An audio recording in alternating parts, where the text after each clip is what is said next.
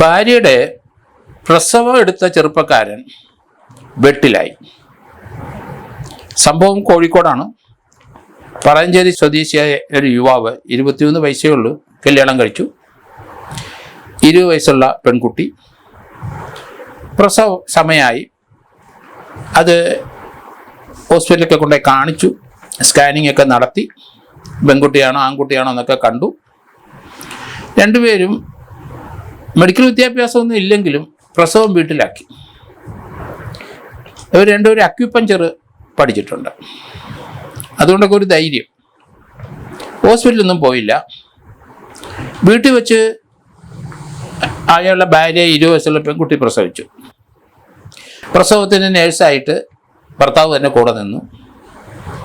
പ്രസവിച്ചു കഴിഞ്ഞപ്പം കൊച്ചിൻ്റെ പുക്കിക്കൊടി അയാൾ ബ്ലേഡ് കൊണ്ട് അറുത്ത് വിട്ടു. അതെല്ലാം യൂട്യൂബിലൊക്കെ ഈ പ്രസവം എടുക്കേണ്ട എങ്ങനെയാണെന്നൊക്കെ അവർ പഠിച്ചു. ഇവർ രണ്ടുപേരും പറയുന്നത് രണ്ടുപേരും അക്യുപഞ്ചർ പഠിച്ചിട്ടുണ്ട്. അതിനകത്ത് പ്രസവം എടുക്കേണ്ട എങ്ങനെയാണെന്നൊക്കെ പഠിച്ചിട്ടുണ്ടെന്നാണ്. എന്നാൽ മെഡിക്കലായിട്ടുള്ള വിദ്യാഭ്യാസം ഇല്ല. എങ്കിലും രണ്ടുപേരും കൂടെ തീരുമാനിച്ച് പ്രസവം വീട്ടിൽ തന്നെ എടുക്കാം, പൈസ ലാഭമുണ്ട്. കുട്ടിയുണ്ടായി, പ്രസവിച്ചു, എല്ലാ കാര്യവും ഭംഗിയായിട്ട് നടന്നു. ഇപ്പോൾ ഉള്ള പ്രശ്നം, ഈ കുട്ടിയുടെ ജനന സർട്ടിഫിക്കറ്റ് കിട്ടാനായിട്ട് ഒരു നിവൃത്തിയില്ല. ഹോസ്പിറ്റലാണെങ്കിൽ, പ്രൈവറ്റ് ഹോസ്പിറ്റലാണെങ്കിൽ ഒരു പെൺകുട്ടി അവിടെ പ്രസവിച്ചിട്ടുണ്ടെങ്കിൽ ആ ഒരു ഹോസ്പിറ്റലുകാർ അവിടുത്തെ കോർപ്പറേഷനിലോ പഞ്ചായത്തിലോ അറിയിക്കും. അവിടെ റെക്കോർഡാവും. ഇത്രാം തീയതി ഇത്ര മണിക്ക് ഇവിടെ പ്രസവിച്ചു, പെൺകുട്ടിയാണ് ആൺകുട്ടിയാണ് എന്നുള്ള വിവരം പഞ്ചായത്തിലും കോർപ്പറേഷനിലെ മുനിസിപ്പാലിറ്റിയിലൊക്കെ ഹോസ്പിറ്റലിൽ നിന്ന് കൊടുക്കും. ഗവൺമെൻറ് ഹോസ്പിറ്റലാണെങ്കിൽ അപ്പം തന്നെ പ്രസവ വിവരങ്ങൾ ജനന മരണ രജിസ്റ്ററിനകത്ത് റെക്കോർഡ് ചെയ്യണമല്ലോ. അതുകൊണ്ടാണ് ഹോസ്പിറ്റൽ അധികൃതരും ഗവൺമെൻറ് ഹോസ്പിറ്റലുകാരും ഒക്കെ കൃത്യമായിട്ട് ആ പ്രസവിച്ച വിവരം കൊടുക്കുന്നത്. അത് തന്നെയല്ല, പ്രസവത്തിന് ചിലപ്പോൾ നമുക്കറിയാം അത് റിസ്ക്കിയാണ് ചില കാര്യങ്ങൾ. 90% പ്രസവം വലിയ പ്രശ്നമില്ലാതെ അങ്ങ് പോകുമെങ്കിലും ചില കുട്ടികൾക്ക് ജനനത്തിൽ തന്നെ ചില പ്രശ്നങ്ങളുണ്ടാവും.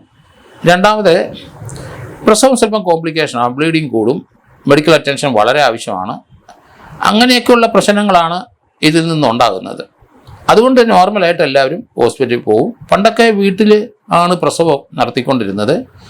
അതൊക്കെ അതിന് പ്രത്യേക എക്സ്പീരിയൻസ് ഉള്ള നാട്ടിൻ പ്രദേശ സ്ത്രീകളുണ്ടാവും, അമ്മച്ചിമാരും പ്രായമുള്ളവരും, അവരാണ് പ്രസവമൊക്കെ എടുക്കുന്നത്. പക്ഷേ അവിടെ പ്രശ്നം എന്തെങ്കിലും ഉണ്ടായാൽ ഇമ്മീഡിയറ്റ് ആയിട്ട് അവർ ഹോസ്പിറ്റലാക്കുകയും ചെയ്യും. ഇവിടെ ഈ യുവാവും യുവതിയും ചെറുപ്പക്കാരാണ്, സർവജ്ഞപീഠം കയറിയെന്ന് അവർക്ക് തോന്നിക്കാണും. പ്രസവമൊക്കെ രണ്ടുപേരും, ആ കുട്ടിക്കും ആരോഗ്യമുണ്ട്, പ്രശ്നമില്ല. അതുപോലെ അക്യുപഞ്ചറും മറ്റതൊക്കെ പഠിച്ചു കഴിഞ്ഞപ്പം കുറച്ചൊക്കെ അവർക്ക് ബോധങ്ങളൊക്കെ ഉണ്ടായി. എന്നാൽ പിന്നെ വീട്ടിൽ പ്രസവം നടത്താം എന്ന് തീരുമാനിച്ച് വീട്ടിൽ പ്രസവിച്ചു.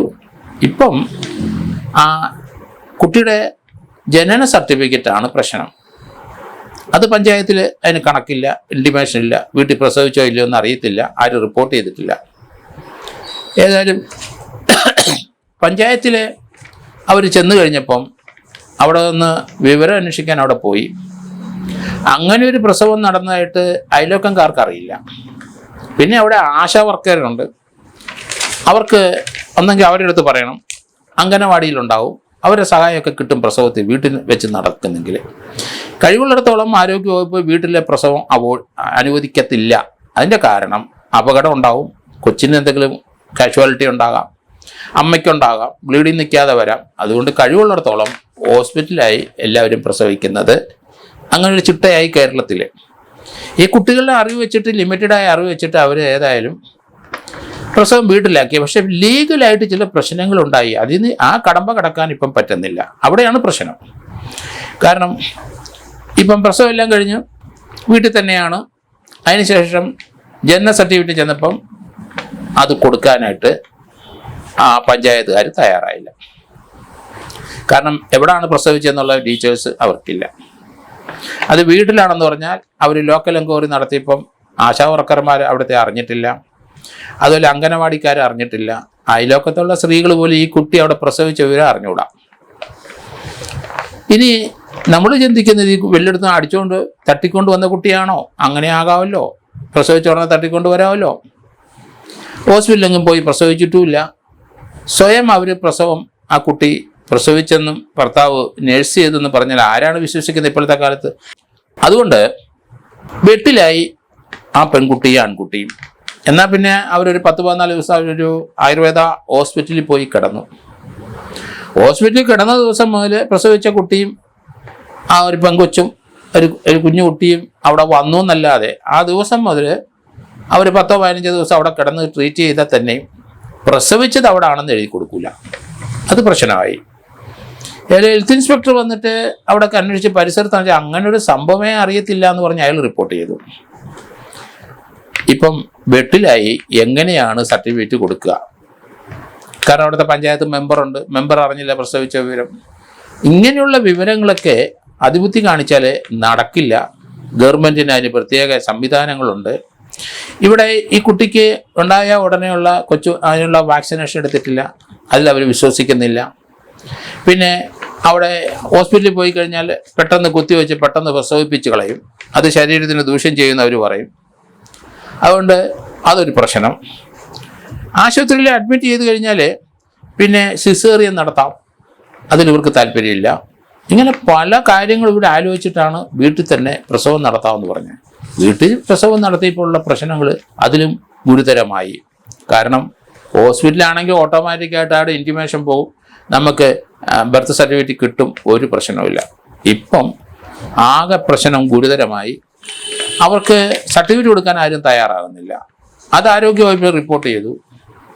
അപ്പോൾ ഇനി ഒരു അഫിഡവിറ്റോ ഒരു നോട്ടറൈസ് ചെയ്തോ ഇത് ഞങ്ങളുടെ കുട്ടികളാണെന്നും അത് പഞ്ചായത്ത് മെമ്പറും അവിടെ സ്വാധീനമുള്ളവരും ഇവരെ രണ്ടുപേരുടെയും പേരൻസും ഒക്കെ അവരെ അഫിഡവിറ്റും ഒക്കെ വേണം. കാരണം ഇത് വേറെ ഒരു സ്ഥലത്തുനിന്നും കൊണ്ടുവന്ന കുട്ടിയല്ല, ഞങ്ങളുടെ തന്നെ കുട്ടിയാണ്. ചിലപ്പം അവർ ഒരു കടമ്പയും കൂടെ കടന്ന് DNA കൂടെ നോക്കിക്കളയും.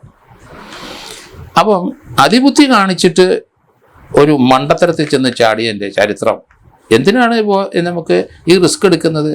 ഇങ്ങനെയൊക്കെ അറിവ് വെച്ചിട്ട് നമുക്ക് തന്നെ വീട്ടിൽ പ്രസവം എടുക്കുന്നതിന് തടസ്സമൊന്നുമില്ല. പക്ഷേ ഇങ്ങനെയുള്ള ചില നിയമപരമായ പ്രശ്നങ്ങൾ ഉണ്ടാകും എന്ന് മനസ്സിലാക്കാതെ പോയി ആ കുട്ടികൾ.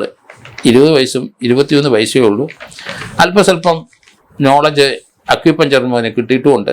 ഇതൊക്കെ വെച്ചിട്ടാണ് ഈ രീതിയിലുള്ള ചിന്താഗതിയും ഈ രീതിയിലുള്ള പ്രവർത്തനവും. ഇപ്പം രണ്ടുപേരും ഓടി നടക്കുകയാണ് ഒരു ബർത്ത് സർട്ടിഫിക്കറ്റ് കിട്ടാൻ.